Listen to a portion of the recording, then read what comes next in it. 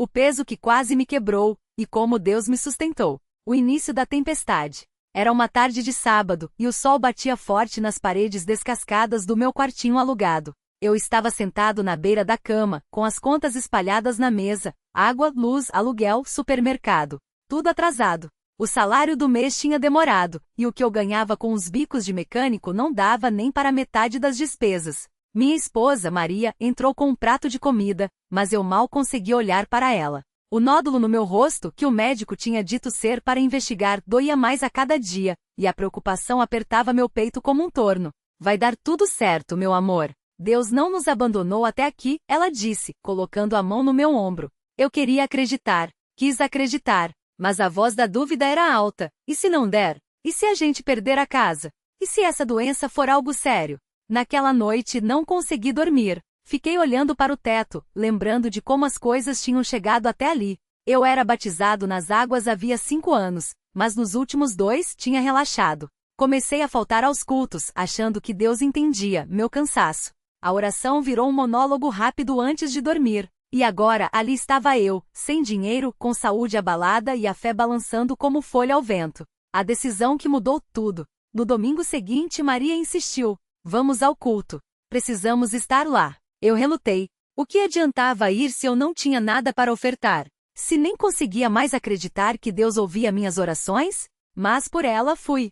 O irmão que pregava naquele dia falou sobre Elias e a viúva de Sarepta, 1 Reis 17. Como Deus proveu o azeite e a farinha no momento certo, mesmo quando tudo parecia perdido. E então ele disse uma frase que me atingiu como um soco no estômago. Deus não precisa de você cheio de fé. Ele só precisa de você disposto a obedecer. Aquilo doeu, porque eu sabia que tinha me afastado.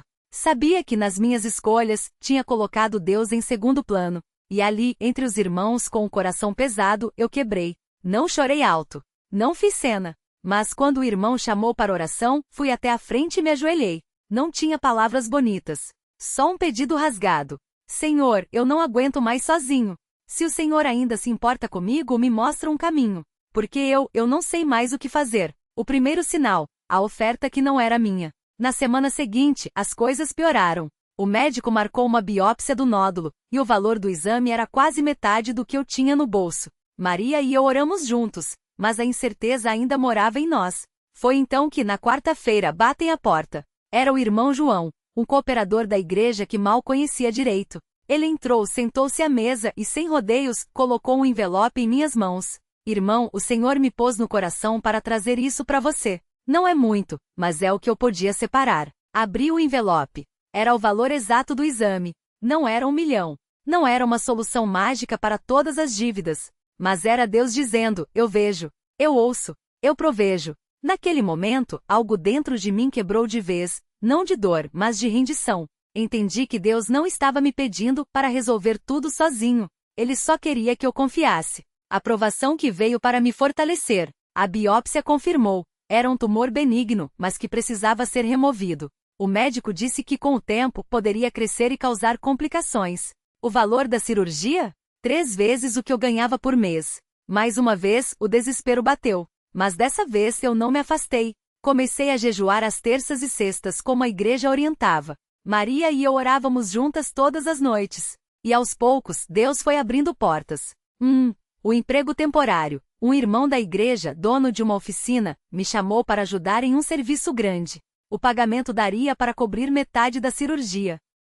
2. A campanha na igreja. Sem eu pedir, os irmãos organizaram uma vaquinha. Não era muito, mas cada real era uma prova de que Deus estava trabalhando. 3. O médico cristão. Um cooperador conhecia um cirurgião que, ao saber da minha situação, reduziu o valor pela metade. Não foi instantâneo. Não foi um milagre de um dia para o outro. Foi Deus agindo através de pessoas, oportunidades e pequenas obediências. E no dia da cirurgia, quando acordei da anestesia, a primeira coisa que fiz foi agradar a Deus. Porque eu sabia, aquilo não era sorte. Era providência. De paciente a instrumento, como Deus usou minha dor. Depois da recuperação, voltei à igreja com um coração diferente. Não era mais aquele irmão que ia só por ir. Agora, eu precisava estar lá. Comecei a ajudar na limpeza do templo, a participar das visitas aos doentes, a orar com os que estavam passando por lutas. Foi numa dessas visitas que conheci o Rafael, um jovem de 19 anos que tinha se afastado da igreja depois que seu pai faleceu. Ele morava com a mãe que estava doente, e trabalhava em um emprego que mal pagava as contas. Quando cheguei à casa dele, ele me olhou com desconfiança. Não venha me falar que Deus é bom, irmão. Porque se ele fosse, meu pai não teria morrido, e minha mãe não estaria assim. Eu entendi aquele desespero, porque eu já tinha estado ali. Sentei ao lado dele e contei minha história. Não como um pregador, mas como um homem que também tinha duvidado, também tinha chorado, também tinha sentido Deus distante. E quando terminei, ele olhou para mim com os olhos cheios d'água e perguntou: "E como o senhor conseguiu acreditar de novo?" Eu sorri. Não era um sorriso de quem tinha todas as respostas. Era o sorriso de quem tinha encontrado um caminho. Não foi de uma hora para outra, meu irmão. Foi orando, mesmo quando não sentia nada. Foi indo à igreja, mesmo quando não queria. Foi ficando firme, mesmo quando tudo dizia para desistir. Porque a fé não é sobre o que a gente sente. É sobre em quem a gente confia. Naquela noite, Rafael foi conosco ao culto. E 3 semanas depois, ele estava nas águas do batismo, entregando sua vida a Cristo. A multiplicação da bênção, quando Deus usa o que ele curou. Hoje, 2 anos depois daquele envelope do irmão João, minha vida é outra. Financeiramente não somos ricos, mas nunca mais faltou o essencial. Deus abriu portas, conseguiu um emprego fixo, Maria começou a vender bolos, e até sobra para ajudar outros. Na saúde, o tumor nunca mais voltou. Os médicos disseram que foi sorte. Eu sei que foi Deus. Na igreja, agora sou cooperador. Visito os enfermos, oro com os que estão em provação, e conto essa história para quem precisa de esperança. Mas o mais lindo não é o que Deus fez por mim, é o que Ele fez através de mim. Semana passada, um casal novo chegou à igreja. Eles estavam endividados, o marido desempregado e a esposa com depressão. Depois do culto, eles vieram até mim e disseram: "O irmão que pregou hoje falou que Deus não desampara. A gente precisa acreditar nisso." Mas como? Eu os levei para um canto e contei tudo. Desde o envelope do irmão João até a cirurgia, passando pelas noites de choro e pelas manhãs de oração. E quando terminei, o marido segurou minha mão e disse: "Se Deus fez isso por você, a gente quer tentar de novo. A gente quer ficar firme." Eles voltaram no domingo seguinte. E dessa vez trouxeram a oferta. A lição que levarei para sempre. Se você está lendo isso e pensa: "Mas a minha prova é maior, a minha dor é mais funda", eu quero te dizer uma coisa. Deus não olha para o tamanho do seu problema. Ele olha para o tamanho da sua fé. Não estou falando de uma fé heroica de quem nunca duvida. Estou falando da fé que chora, mas não desiste. Que tropeça, mas se levanta. Que ora, mesmo quando não sente Deus perto. Porque a verdade é esta: Deus não nos promete uma vida sem tempestades. Mas Ele promete estar no barco conosco. E quando a tempestade passar, e ela vai passar, você vai olhar para trás e ver que no meio do vento e das ondas, Ele esteve lá o tempo todo. Um convite para você. Se você está onde eu estive, com medo, sem saída, pensando em desistir, eu peço, não solte a mão de Deus. Talvez a resposta não venha como você espera. Talvez demore. Talvez doa. Mas ela virá. Porque Deus é fiel. E quando ela chegar, você não vai só receber a bênção. Você vai ser a bênção na vida de alguém. Fique firme. Confie. E veja o que Deus pode fazer. O Senhor é o meu rochedo e o meu lugar forte e o meu libertador. O meu Deus, a minha rocha em quem confio. O meu escudo, a força da minha salvação, e o meu alto refúgio. Salmos 18:2. Glória a Deus. Amém. A noite em que tudo quase desmoronou. Era uma terça-feira, e o cheiro de café queimado ainda pairava no ar da cozinha minúscula. O relógio marcava 22h47, mas o sono não vinha. As contas estavam espalhadas sobre a mesa de madeira lascada. Água, luz, aluguel, o boleto do remédio da minha mãe. Cada papel era como um peso amarrado nos meus pulsos, puxando-me para baixo. Eu olhava para aquele monte de números vermelhos e sentia o peito apertar, como se uma mão invisível estivesse espremendo meu coração. Senhor, até quando? A oração saiu como um suspiro, quase sem som. Não era uma daquelas orações bonitas, cheias de palavras decoradas. Era só um homem sozinho na cozinha com as mãos trêmulas e os olhos ardendo de cansaço. Eu já tinha vendido o relógio que ganhei do meu pai. Já tinha pedido emprestado aos vizinhos até onde deu. Já tinha cortado tudo o que podia, a carne da feira, o plano de celular, até a passagem de ônibus, andando quilômetros a pé para não gastar. Mas as contas não paravam de crescer, e o salário do mês tinha sumido antes mesmo de chegar. Foi então que o telefone tocou. Era o gerente do banco. Sua voz, fria e profissional, cortou o silêncio da casa como uma lâmina. Senhor Carlos, infelizmente não podemos mais prorrogar o prazo do empréstimo.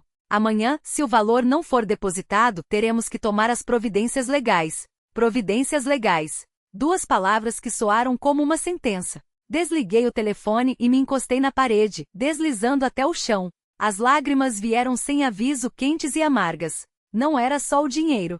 Era a vergonha. Era o medo de não conseguir sustentar minha família. Era a sensação de que não importa o quanto eu lutasse, a onda sempre me puxaria de volta para o fundo. Deus, onde o Senhor está? A pergunta ecoou no meu peito como um grito. Eu sabia que não deveria duvidar. Sabia que a Bíblia dizia para não temer. Mas naquele momento, entre as 4 paredes daquele apartamento apertado, com o som do ventilador rangendo e o cheiro de mofo subindo pelas frestas, era difícil enxergar qualquer luz. O envelope que mudou tudo. Na manhã seguinte, arrumei a gravata mais decentemente que consegui e saí para mais um dia de trabalho. O sol batia forte, e o suor escorria pelas costas enquanto eu esperava o ônibus lotado. Cheguei à oficina mecânica onde trabalhava como auxiliar, cumprimentei os colegas com um sorriso forçado e me joguei na rotina. Apertei parafusos, troquei óleo, limpei peças, tentando não pensar no prazo que expirava às 16 horas. Foi por volta do meio-dia que o senhor Antônio, dono da oficina, me chamou no cantinho dos fundos. Ele era um homem de poucas palavras, sério, mas justo. Nunca tinha me dado motivo para desconfiar. Carlos, um rapaz deixou isso aqui para você. Ele estendeu um envelope branco, um pouco amassado, sem remetente. Peguei o envelope com as mãos sujas de graxa, sentindo o papel úmido colar nos meus dedos. Não tinha selo, não tinha endereço. Só o meu nome escrito à caneta com uma letra que não reconheci. Abrir aquele envelope foi como segurar um fio de esperança com as 2 mãos. Dentro, havia exatamente o valor que eu devia ao banco. Não R$1 a mais, não R$1 a menos.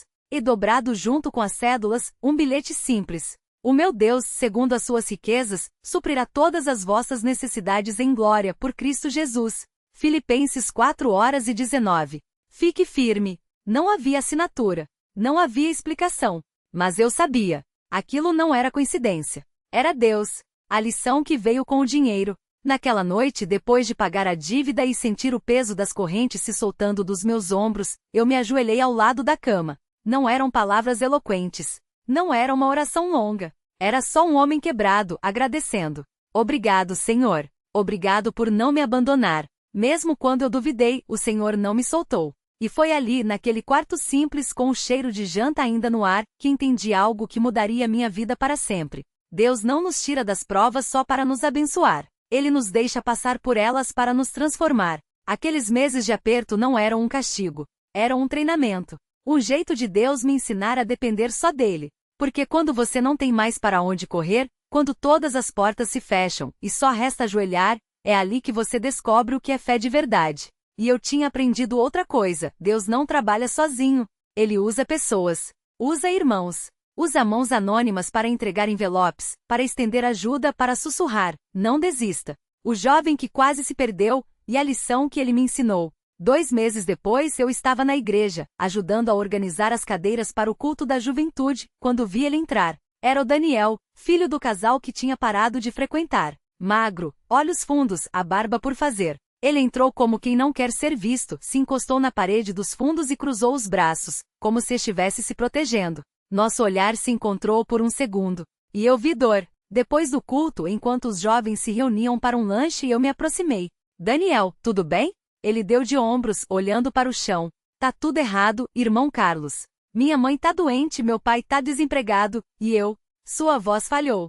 Eu tô com raiva, sabe? Raiva de Deus. Por que ele deixa a gente sofrer tanto? Aquela pergunta me atingiu como um soco. Porque eu já tinha feito a mesma pergunta. Já tinha sentido a mesma raiva. Já tinha olhado para o céu e gritado. Por quê? Mas agora do outro lado eu tinha algo que não tinha antes, uma resposta vivida. Daniel, senta aqui. Apontei para um banco vazio. Deixa eu te contar uma coisa. E ali, entre o barulho dos jovens rindo e o cheiro de café coado, eu contei minha história. Não como um herói. Não como alguém que tinha todas as respostas. Mas como um homem que tinha caído, que tinha duvido, que tinha chorado, e que mesmo assim, tinha sentido Deus segurar sua mão. Eu também tive raiva, Daniel. Também achei que Deus tinha me abandonado. Mas sabe o que eu aprendi? Que às vezes ele fica quieto não porque não se importa, mas porque ele está preparando algo que a gente ainda não consegue enxergar. Os olhos do Daniel brilharam, não de alegria ainda, mas de algo acordando. E se eu não aguentar esperar, irmão? Eu coloquei a mão no ombro dele. Então deixa os irmãos te carregar um pouco, porque a igreja não é um lugar pra gente vir quando tá tudo bem. É pra gente vir especialmente quando tá tudo errado. Na semana seguinte, Daniel voltou. E dessa vez, trouxe os pais, a multiplicação da bênção, e o milagre que veio depois.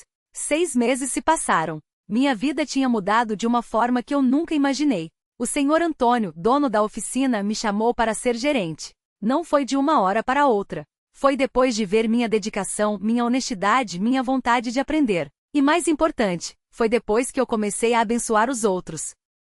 Porque quando você passa por uma prova e Deus te tira dela, Ele não faz isso só por você. Ele faz para que você seja um farol para alguém que ainda está no escuro. Eu comecei a visitar famílias da igreja que estavam passando por dificuldades, levar cestas básicas, ouvir histórias, orar com quem tinha perdido a esperança. E aos poucos, vi Deus usando minhas mãos da mesma forma que tinha usado as mãos de alguém para me ajudar. Até que um dia minha mãe recebeu a notícia que a gente tanto esperava. O tumor tinha regressido. Não foi de um dia para o outro. Foram meses de quimioterapia, de orações, de jejuns, de irmãos intercedendo. Mas o médico olhou para os exames, coçou a cabeça e disse: "Isso não é comum. O tumor encolheu mais do que o esperado. Não dá para explicar, mas é um milagre." Eu sorri, porque eu sabia quem tinha feito aquilo. E naquela noite, quando cheguei em casa e contei para minha esposa, ela segurou minha mão e disse: "Deus não só curou a mamãe, Ele curou nós. Porque agora a gente sabe, não importa o que vier, a gente não tá sozinho." A última lição, e o convite que eu faço a você agora. Se você está lendo isso hoje e pensa: "Mas a minha prova é diferente. A minha dor é maior. Eu já orei, já jejuei, já fiz tudo, e nada mudou." Eu quero que você pare tudo por um minuto. Feche os olhos. E ouça. Deus não está surdo. Ele não está cego. E Ele não te abandonou. Talvez a resposta ainda não tenha chegado. Talvez você esteja no meio da tempestade, onde o vento é mais forte e as ondas são mais altas. Mas eu te peço uma coisa: não solte a corda. Porque do outro lado dessa corda tem um Deus que já provou que é fiel. Um Deus que sabe o seu nome. Que conta cada lágrima que você chorou. Que vê cada noite que você passou em claro, cada oração que saiu do fundo da sua alma. E se Ele fez por mim, um homem comum, cheio de medos que já pensou em desistir, Ele pode fazer por você. Talvez a bênção não venha como você espera. Talvez ela venha através de um envelope anônimo, ou de um telefonema inesperado, ou de uma porta que se abre quando você já tinha desistido de bater. Mas ela virá, porque Deus não mente. E a palavra dele diz: "Espera no Senhor, anima-te, e Ele fortalecerá o teu coração. Espera, pois, no Senhor." Salmos 27, 14. Então, se você está onde eu estive, com medo, Deus é o seu refúgio. Sem saída, Deus é o seu caminho. Pensando em desistir, Deus é a sua força. Fique firme, porque a história que Deus está escrevendo na sua vida ainda não terminou. E o melhor capítulo ainda está por vir. Aquele que começou a boa obra em vocês vai completá-la até o dia de Cristo Jesus. Filipenses 1:6. Glória a Deus. Amém.